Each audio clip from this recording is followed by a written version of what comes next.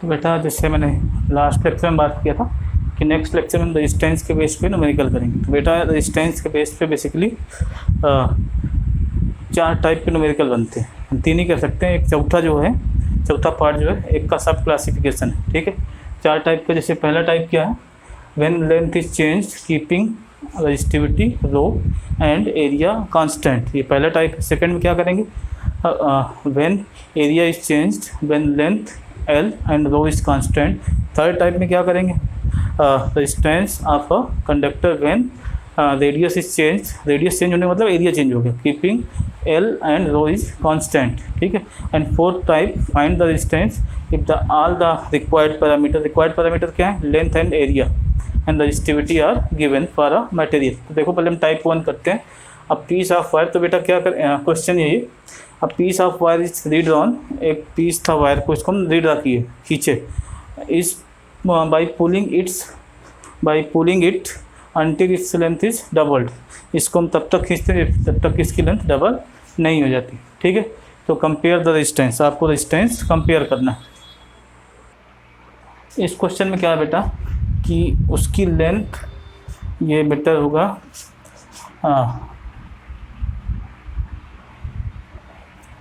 Length and area is changed. ऐसा क्यों हो गया बेटा, क्योंकि इस क्वेश्चन के हिसाब से मुझे इसको चेंज करना पड़ा। जब आप वायर को खींचोगे तो इसका एरिया भी क्या हो जाएगा, कम हो जाएगा। कितना कम होगा वो आपको निकालना है, ठीक है। कैसे निकालेंगे देख लो। तो इसको जब आप खींचोगे तो इसका लेंथ बढ़ेगी तो एरिया भी कम हो जाएगा, क्योंकि मटेरियल तो उतना ही है, मटेरियल उतना है तो इसका वॉल्यूम सेम रहेगा, वॉल्यूम सेम रहेगा तो इसकी अगर लेंथ बढ़ रही तो बेसिकली उसका एरिया घटेगा, ठीक है। तो सबसे पहले इसमें आपको पढ़ना है, जो हम वायर जो भी पढ़ेंगे, ठीक है, वायर इसको हम सिलेंडर लेंगे, इसको हम लेंगे एज अ सिलेंडर, ठीक है। सिलेंडर, इसमें बेटा दोनों टाइप के कवर होगा, 2 टाइप कवर होगा, जिसमें एरिया भी चेंज हो रहा है और लेंथ भी चेंज हो रही है। और इसमें ये सिलेंडर है, ये वायर है, इसका एरिया ए है और ये लेंथ एल है, ठीक है। तो इसका जो वॉल्यूम होगा base area into height, cylinder का वॉल्यूम बेसिकली, ये एरिया क्या है पाई आर स्क्वायर, ठीक है। तो ये, तो इसमें क्या करना बेटा, आपको एक टेबल बनानी है, ठीक है। इसमें इधर लिखना है बिफोर पुलिंग, मतलब खींचने के पहले, और इधर लिखना है आपको आफ्टर पुलिंग। तो ये 2 केस आपको इसमें डिस्कस करने। बिफोर पुलिंग में सपोज इसकी लेंथ थी, इसको हमने केस 1 दे दिया, इसको केस 2 दे दिया। इसकी सपोज लेंथ थी एल था, और जो आपका एरिया A1 था वो A था, और रेजिस्टेंस जो था R1 वो आपका R था, साथ में रजिस्टिविटी ρ1 इज इक्वल टू रो थी। ये तो कांस्टेंट रहेगी, चेंज नहीं होगी क्योंकि आप टेम्परेचर चेंज नहीं करते हो। तो इसमें क्या हो जाएगा, सपोज लेंथ हो गया आपका L2 is equal to L dash हो गया, एंड एरिया हो गया A2 is equal to A dash, and resistance R2 is equal to R dash. तो ये पैरामीटर्स हैं, और जो ρ2 होगा वो रो ही रहेगा बिकॉज इट इज़ कांस्टेंट, ठीक है बेटा। तो आपको क्या करना है, सबसे पहले जब आपने इसको खींचा तो पहले जैसे इसकी लेंथ ये था आपका L था, एरिया A था, ठीक है। इस वाले केस में जब आपने इसको पुल किया, पुल करने के बाद इसकी लेंथ 2L हो गई और एरिया ये A डैश हो गया। तो आपको पहले एरिया में रिलेशन निकालना है। तो एरिया में रिलेशन निकालोगे तो वॉल्यूम आपको कंजर्व कराना, वॉल्यूम कांस्टेंट रखना है। तो लिखोगे A into L is equal to A dash into 2L। तो ये कैंसिल आउट हो जाएगा, तो A upon A dash is equal to 2। तो ये एक रिलेशन आ गया बेटा एरिया में, A upon A dash is equal to 2। अब यहाँ से R1 निकाल लो, जैसे हमने फार्मूला पढ़ा था, R इज इक्वल टू क्या होता है बेटा, रो L बाई A। तो जब आप R1 निकालोगे तो R1 is equal to rho L by A। अब यहाँ पे आप R2 निकालोगे तो R2 is equal to rho L dash upon A dash, ठीक है। ये सपोज इक्वेशन नंबर 1 है और ये इक्वेशन नंबर 2 है। आप क्या करोगे, इक्वेशन नंबर 1 में इक्वेशन नंबर 2 को आप डिवाइड कर दोगे, इक्वेशन नंबर 1 डिवाइडेड बाई 2। तो इधर हो जाएगा R1 upon R2 is equal to rho L by A divided by rho L dash by A dash, ठीक है बेटा, इसको सॉल्व करोगे तो rho L by A into A dash upon rho L dash. ठीक है बेटा, तो ये रो कैंसिल हो जाएगा, L upon L dash into A dash upon A. ठीक है, अब एल डैश कितना है बेटा, देखो यहाँ पे ये वैल्यू किसकी थी, एल डैश की। बाद में जो रीड्रॉ करने के बाद तो ये हो जाएगा 2l, ए डैश अपान ए कितना निकाला आपने 1/2, एल से एल कैंसिल हो गया, कितना आ गया बेटा 1/4। तो R1/R2 इज इक्वल टू 1/4, या इसको आप लिख सकते हो R2 is equal to 4 times R1। R1 कितना था, R था, तो यहाँ से R2 इज इक्वल टू आ गया 4R। तो मीनिंग क्या हुआ, जो रजिस्टेंस था पहले के रजिस्टेंस के 4 गुना हो गया। कैसे, जब आपने उसको खींचा एरिया भी चेंज हुआ और लेंथ भी चेंज हुई, तो उसका रजिस्टेंस जो था इनिशियल रजिस्टेंस के 4 टाइम्स हो गया। ठीक है, तो ये फर्स्ट टाइप का क्वेश्चन है जिसमें हम लेंथ और एरिया दोनों वेरी कर रहे हैं। और दो अलग अलग टाइप भी कर लेते हैं बेटा, जिसमें हम लेंथ केवल वेरी करेंगे और एरिया वेरी करेंगे। ठीक है, उसको भी देख लो।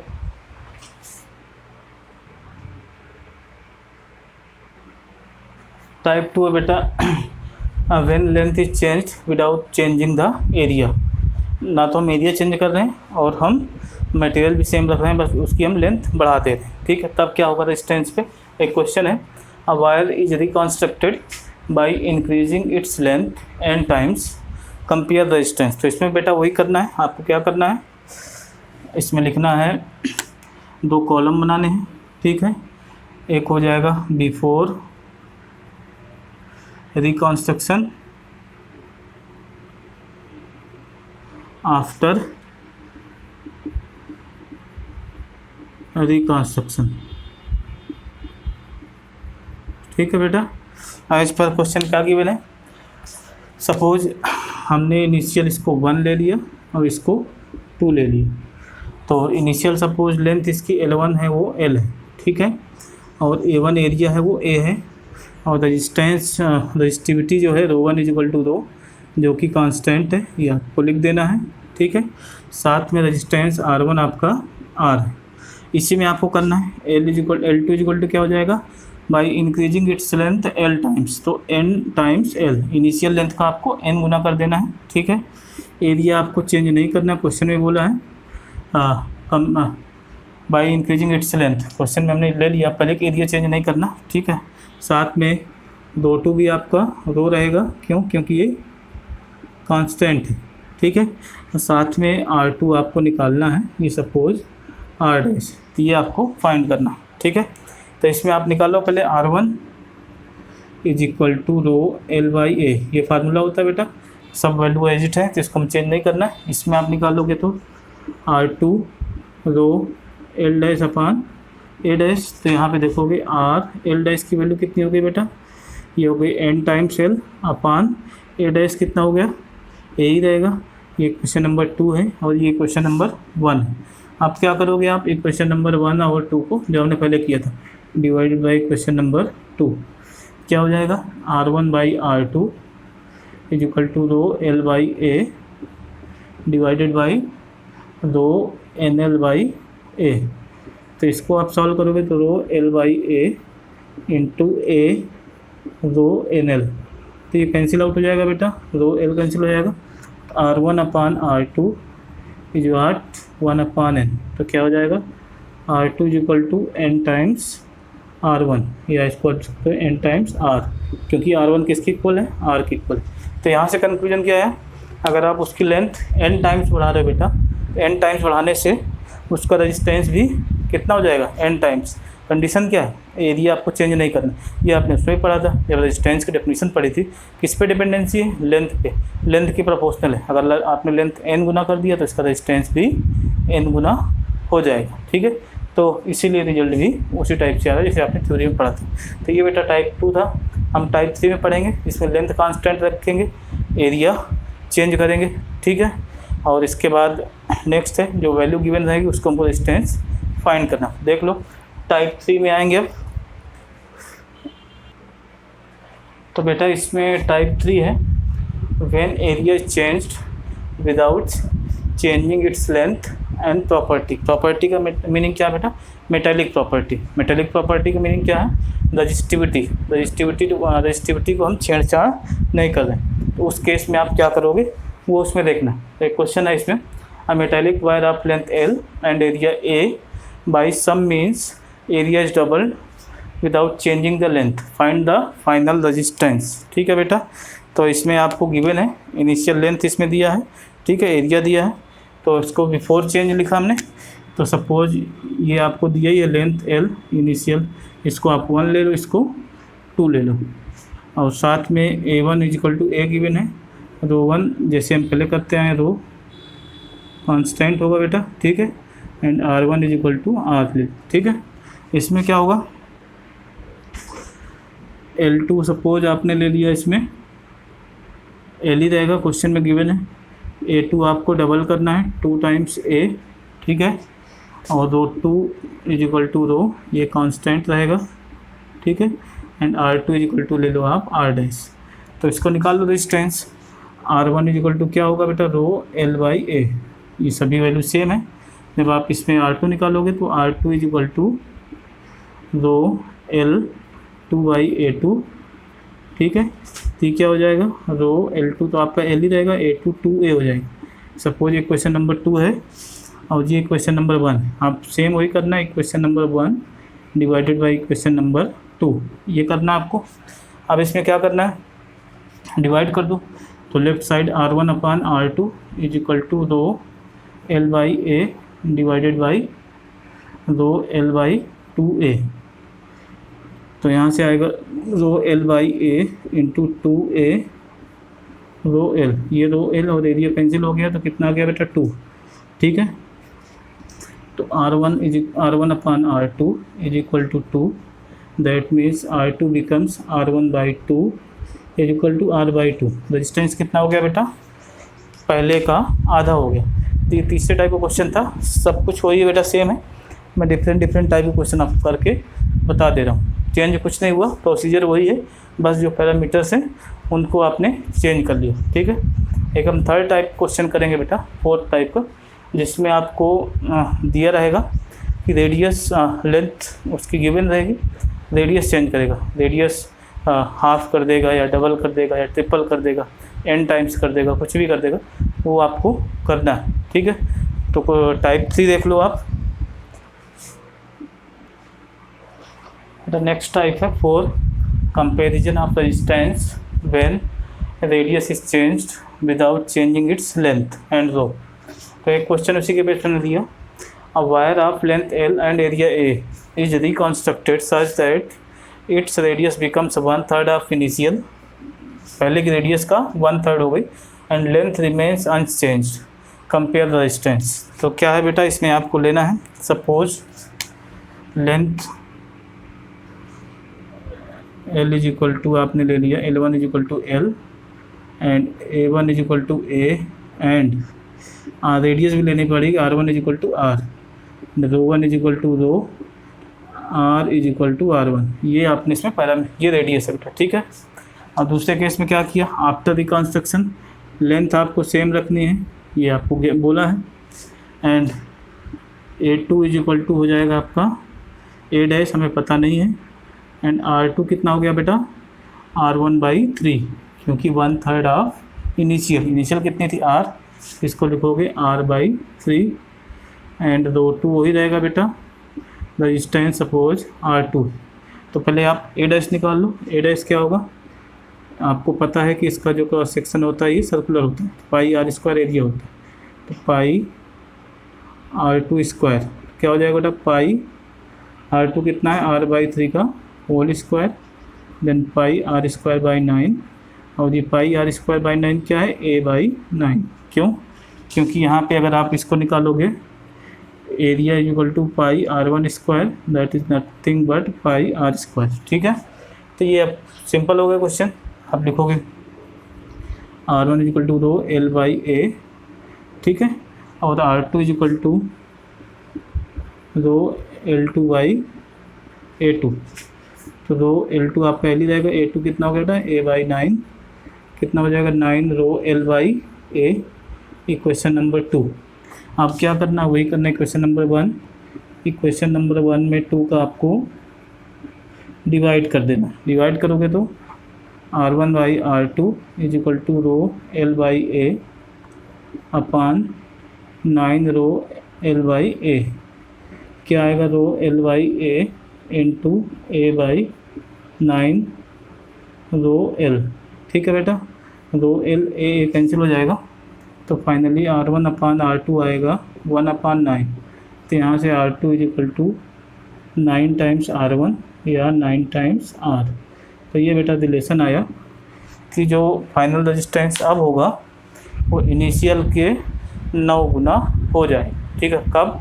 जब आप उसकी रेडियस 1/3 कर दोगे तो उसका जो वो रेजिस्टेंस है वो 9 टाइम्स जाएगा। एक लास्ट टाइप क्वेश्चन बनता है बेटा, जब उसमें आपको सभी डेटा दिए होते हैं, आपको रेजिस्टेंस फाइंड करना होता है। ठीक है, तो वो देख लो, वो सिंपल है। ठीक है, उसको हम कर लेते हैं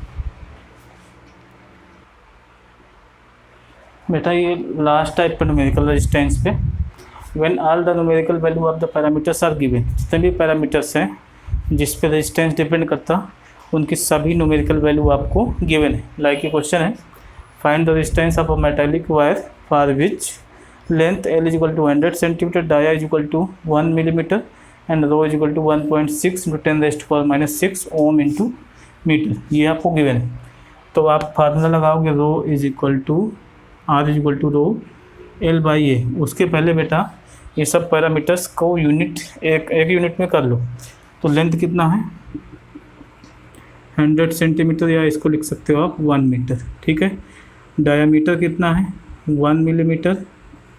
यहाँ से कंक्लूड कर सकते हो radius is equal to d/2, तो 1/2 इंटू 10⁻³ मीटर, क्योंकि ये क्या होता है 1 metre is equal to 10⁻³ sorry 1 mm is equal to metre. तो वो हमने किया, तो ये हो जाएगा 10⁻³ मीटर बाई 2। ठीक है, और resistivity rho is equal to 1.6 into 10⁻⁶ ohm into centimetre. इसको भी मीटर में कन्वर्ट करना है, वो सेंटीमीटर है। तो आपको मालूम है कि 1 मीटर इज इक्वल टू कितना सेंटीमीटर होता है बेटा? 100 सेंटीमीटर। ठीक है, so 1 centimetre is equal to 1/100 metre. तो ये इसमें पुट कर दो, तो 1.6 टू 10⁻⁻⁶ ओम इंटू 1/100 मीटर। तो इसका जो कंक्लूजन है 1.6 इंटू 10⁻⁸ ओम इंटू मीटर। अब बेटा एरिया निकाल लो। आपको मालूम है, मैंने स्टार्टिंग में बताया था, एरिया हम या शेप सिलेंड्रिकल लेते हैं तो एरिया भी उसका बेस का सर्कुलर होगा, तो क्रॉस सेक्शन सर्कुलर होगा, तो πr² फार्मूला अप्लाई करेंगे तो ये हो जाएगा πr²। पाई की वैल्यू 3.14 रखो, r² यहाँ पे 10⁻³ का होल स्क्वायर, तो ये आ जाएगा 3.14 10⁻⁶/4 मीटर स्क्वायर। अब क्या करना बेटा, इस वैल्यू पुट कर देनी है। R इज इक्वल टू रो कितना है, हमने अभी इसमें लिखा 1.6 10⁻⁸। लेंथ कितनी आई थी बेटा? 1 मीटर आई थी, और एरिया 3.14 10⁻⁶/4। इसको आप करोगे तो 1.6 इंटू 4 10⁻⁸ 3.14 10⁻⁶। ठीक है, तो ये आ जाएगा 1.6 इंटू 4 अपान 3.14 10⁻² ओम। ठीक है बेटा, तो ओम, ये ओम का सिंबल है, इसको भी मैं डिस्कस कर दूंगा लास्ट में, तो इसको मैंने लेक्चर में कवर नहीं किया था, तो इसको आप सॉल्व कर लोगे तो ये बेटा रेजिस्टेंस आ जाएगा। ठीक है, नेक्स्ट हमको unit of resistance and unit of resistivity वो पढ़ना है। ठीक है बेटा, उसको देख लो, तो उसको कवर कर लेते हैं। इसके बाद रेजिस्टेंस तक ये चैप्टर आपका हो जाएगा। तो यहाँ तक मुझे लगता है कोई आपको दिक्कत होने वाली नहीं है। अगर आपने ढंग से थ्योरी पढ़ी है और जो मैंने आपको क्वेश्चन कराने की कोशिश की है, अगर उसको आपने किया है तो कोई प्रॉब्लम नहीं आने वाली है। ये मेरा आपसे प्रॉमिस है। अगर आपने नहीं किया सिंसियरली तब तो दिक्कत है, तब तो बहुत प्रॉब्लम आएगी। फिलहाल ये टॉपिक लास्ट जो बचा हुआ है इससे ये आप पढ़ लो, unit of resistance resistance and resistivity. ठीक है, इसको हम रो से शो करते हैं, इसको आर से। तो पहले क्या पढ़ेंगे, यूनिट ऑफ रजिस्टेंस। रजिस्टेंस की यूनिट पढ़नी बेटा आर की। ठीक है, तो जैसे आपने पढ़ा है R is equal to rho L by A. ठीक है, अब इसकी यूनिट आपको ओम ही लेनी है बेटा। ओम का सिंबल ये होता है और इसको हम OHM लिखते हैं। ठीक है, तो ये ओम है रजिस्टेंस की यूनिट, ये आपको याद रखना है। आपको इसमें, या अगर नहीं चाहते हो तो आप यहाँ से भी देख सकते हो, V is equal to I R, then I is equal to R is equal to V upon I. तो यहाँ से आप लिखोगे R is equal to V upon I.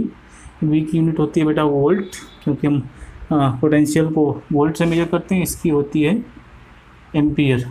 तो इसकी फाइनल यूनिट क्या हो जाएगी, unit of R is equal to volt पर ampere, that is also equal to ohm noted by omega. ठीक है, ये बेटा इसको हम बोलते हैं ओमेगा। तो ये इसका रेजिस्टेंस का यूनिट है। ठीक है, अब इसको हम इस फार्मूले से अब हम कैलकुलेट करेंगे यूनिट ऑफ रजिस्टिविटी। रजिस्टिविटी क्या है बेटा, रो। तो यहाँ से देखो कैसे निकालेंगे। तो यहाँ से आप इस रिलेशन को देखो, क्रॉस मल्टीप्लाई करोगे तो R into A is equal to rho into L, या रो लिखोगे R into A upon L. R की यूनिट क्या होती है बेटा ओम। आपको सबकी यूनिट पुट कर देनी है और कुछ नहीं करना, ज़्यादा सोचना नहीं। और आगे आप सीखोगे हायर स्टैंडर्ड में 11th में आप सीखोगे how to find out unit of any quantity. ठीक है, तो वो उसी का हम यूज कर रहे हैं। इसमें आपको कुछ ज़्यादा सोचना नहीं। एक यूनिट बेटा क्या होती है, मीटर स्क्वायर। हम MKS system metre kilogram second, जो आपने लोअर क्लास 6, 7, 8 में पढ़ रखा है, MKS system metre kilogram second. तो ohm into metre square, length की यूनिट होती है बेटा मीटर। तो ये मीटर मीटर कैंसिल हो गया, ओम इंटू मीटर। तो फाइनली इसकी यूनिट आ गई ओम इंटू मीटर। तो ये बेटा रो की यूनिट है, ये भी आपकी रो की यूनिट है। अब आप रजिस्टेंस की यूनिट अगर ये पुट करते हो वोल्ट पर एम्पियर, तो क्या हो जाएगा, rho is equal to volt पर ampere into metre square into metre. तो क्या हो जाएगा बेटा, वोल्ट पर एम्पियर इंटू मीटर। तो ये भी आपकी रजिस्टिविटी की यूनिट है। तो आपको ये चीज़ें याद रखनी है, या माइंड में रखना है कैसे निकालना है। ठीक है बेटा, तो आज के लेक्चर में बेटा हमने कवर किया कुछ numericals on the basis of resistance, इसमें डिफरेंट पैरामीटर्स गिवन थे। ठीक है, साथ में 2 theoretical topic, that the unit of resistance and resistivity, जो हमको लास्ट लेक्चर में कर लेना चाहिए, लेकिन शायद स्किप हो गया था माइंड से, हमने नहीं किया। तो इसमें हमने इसको डिस्कस कर लिया। ठीक है, तो ये बेटा अप टू रेजिस्टेंस हमारा कंप्लीट हो गया। नेक्स्ट लेक्चर में आगे देखेंगे। ठीक है।